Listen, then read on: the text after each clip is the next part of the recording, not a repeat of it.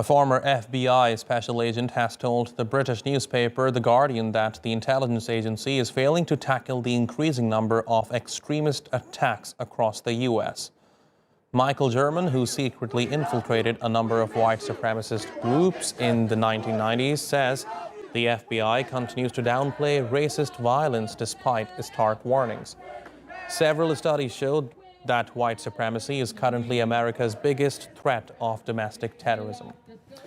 DeVon Pouncey is a program director and journalist at Street Roots. He joins us now live from Portland, Oregon. Thank you very much for joining us here on TRT World. First and foremost, tell me, what do you make of these revelations made by this former FBI agent? Yeah, well, I think it speaks to a deep-rooted issue in regards to our law enforcement here in the United States. You even look at the past couple of years, there's been a big movement for defunding the police. Well, this is a matter where we have to look deeper, and our elected officials at the federal level have to look into and hold accountable the FBI, which obviously is federally funded. So this is a matter where we are seeing layers being peeled back here in America when it comes to discrepancies from law enforcement, that of law enforcement, and we're seeing how white supremacy isn't just rooted in these hateful acts and crimes that we're seeing in terms of domestic terrorism, but it is also rooted in law enforcement as well, and that enables these horrendous acts to continue to take place here in the country.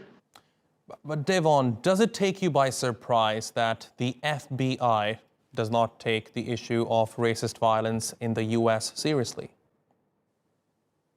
No, it doesn't take me by surprise necessarily. If you look and add historical context and you consider some folks who would be on the exact opposite end of the spectrum of white supremacists, folks like Martin Luther King Jr., folks like Malcolm X, and you consider what it is that the FBI has done to them in order to tarnish what it was that they were fighting for here in this country in terms of just overall equality, it comes as no surprise that on this end of the spectrum, they in some way support and again enable that of domestic terrorism coming from these white supremacist hate groups because they aren't even fully documenting what's actually going on, obviously, as said here in this particular article. So it comes as no surprise because you can tie a lot of where white supremacy has been supported by the FBI, and here we are again with more of that in effect.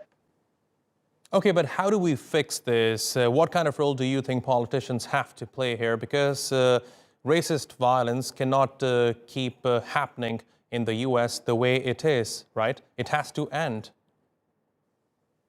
Yeah, definitely. I mean, for one thing, again, there needs to be some more accountability measures for that of the FBI. Again, that we're seeing alternative first responders for policing. We have one right here in Portland, Oregon called Portland Street Response.